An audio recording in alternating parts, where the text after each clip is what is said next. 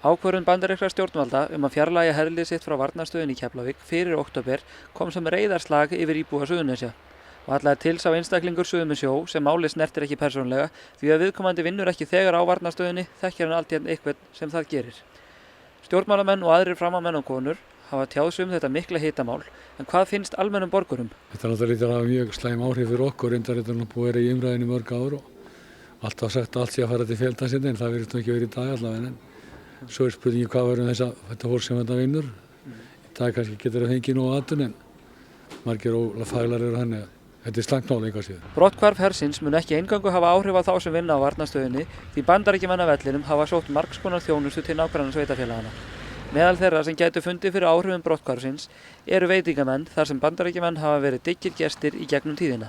Ingólfur Karlsson á veitingastaðnum Langbest í Keflavík segist þó ekki kvíða framtíðinni og hefur sterkar skoðanir á málinu.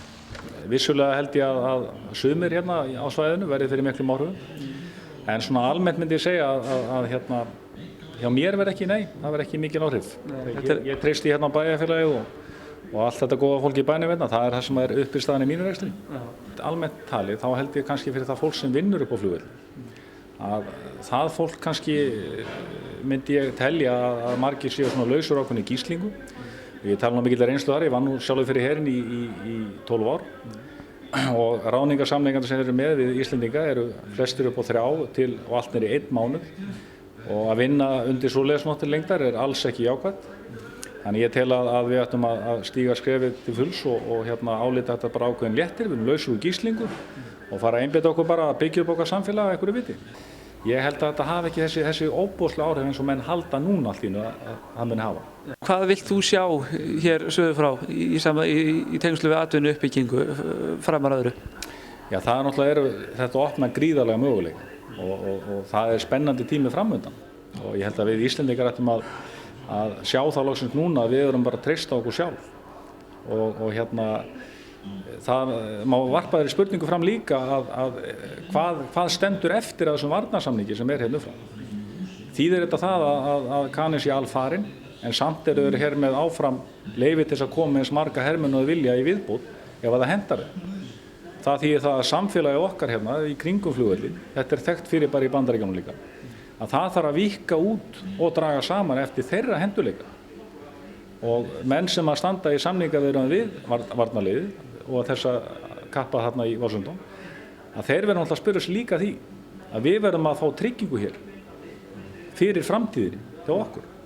Og mér finnst alveg sérstaklega stórt atriði að við ættum þá frekar að losa þá alveg út og treysta okkur sjálf heldur en að vera með þá áfram hérna. Já, það er ótt að segja málefni starfsmanna varnarliðsins á Keflavíkurflugvelli séu málana þessa dagana. Og núna hérna klukkan 5 er að hefjast fundur í Fjölbrautaskóla Suðurnesja en rétt fyrir fundin hittu við frumalendur þá Árna Sigfússon og Geir Haarde utanríkisráðherra. Við náttúrulega leggjum áherslu á að yfirtaka Íslendinga á rekstri flugvallarins geti gengið snurðulaust og vandræðalaust fyrir sig og það er engin ástæða til að halda annað en að svo að verði. Þarna er hópur af lykilstarfsmönnum sem að munu vonandi halda áfram að sinna þeirri þjónustu sem þeir hafa veitt. Og við tökum þetta skref fyrir skref í sameiningu yfirvöldin hérna suður frá og svo ríkisstjórnin. Hvað með hluti, þætti eins og álver? Já, það er náttúrulega dálítil framtíðarmúsík en þeir aðilar sem þar er að hluta máli taka það mál mjög alvarlega og ef það er að fá orku í það verkefni og koma því fyrir innan okkar hagkerfis á skynsamlegum tíma að þá sé ég ekki tvíti fyrirstöðu að Norðurál hæsli sér völl hérna á þessum slóðum. Hér eru 140 manns búin að vera á námskeiðum hjá okkur og líka vel. Það eru milli 70-80 manns þegar búin að fá störf sem að störfuðu hjá varnarliðinu.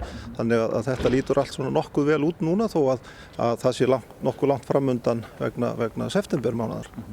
Þannig að það er þá allt í svona þokkalegu málum getur við sagt. Já, eins og lítur þetta ágætlega út en ég hvet starfsmenn varnarliðsins til þess að huga alla að sínum málum vegna þess að uppsagnarfrestur, hann rennur út í september og þá er mjög mikilvægt að menn séu búnir að huga að svona flestum atriðum.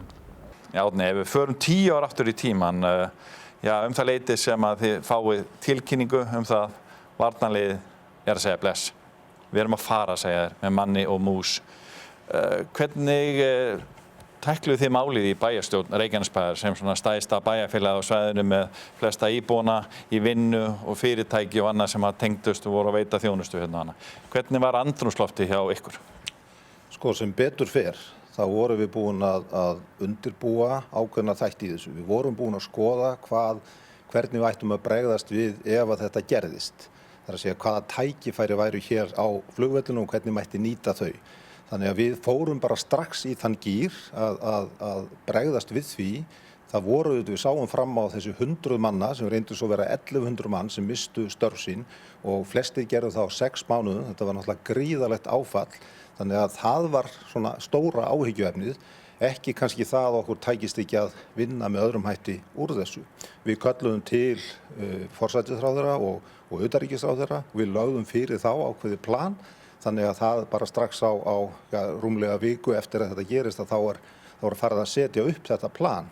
Þannig að í sjálfu sér held ég við höfum brugðist rétt við en auðvitað var þetta mikið áfall og svo núna þegar við horfum tilbaka 10 ár hvað hefur gerst. Ég held að það hefur verið gríðarlega mikilvægt að þróunarfélagið var stofnað og ríkið setti þetta verkefni af stað. Ríkið fékk auðvitað þessar eignir nánast gefins til sín, allar þessar eignir varnarliðsins.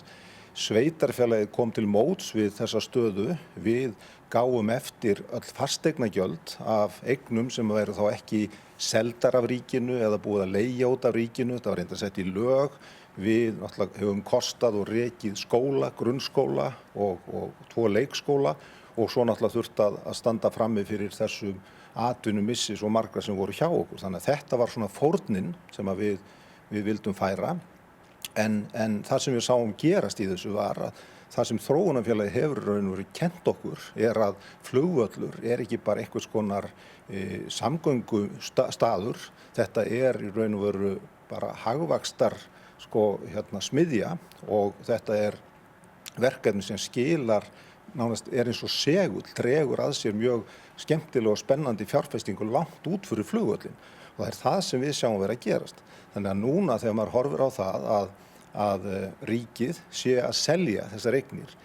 Við lögðum fram fórnir, við sögðum fórnin þess virði vegna þess að við munum fá það tilbaka í fjárfestingunni og öllu þessu öfluga sem þetta á að skila. Nú ríkið að selja þessar eignir, það að fá hreinan hagnað 10 milljarða.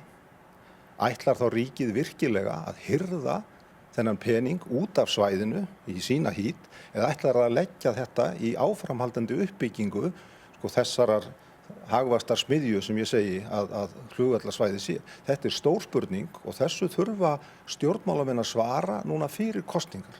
Nú þegar þið eruð á lokastigi að selja síðustu eignirnar, komnar eitthvað tölur? Sérðu fram á hvað verður mikið eftir á peningum? Já, okkar upphaflegu áætlanir gerðu ráð fyrir því að ríkið væri að halda á 10 milljörðum í nettóhagnað út af verkefninu.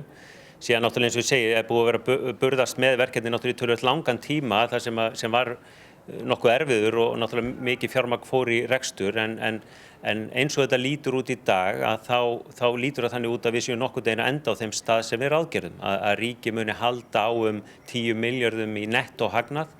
Það að segja þegar búið að greiða fyrir allan kostnað í tengslum við þróun verkefnisins. Ertu með skoðun á því hvernig eigi að ráðstafa þeim peningum? Já, auðvitað þetta viðfangsefni pólitíkusa að taka ákvörðun það og auðvitað ríkisfjármálin virka þannig að það ákveðin prósess í því hvernig peningum útdeilt og þessi peningar sem við höfum verið þá að skila til ríkissjóðs að þeir náttúrulega renna bara þar inn.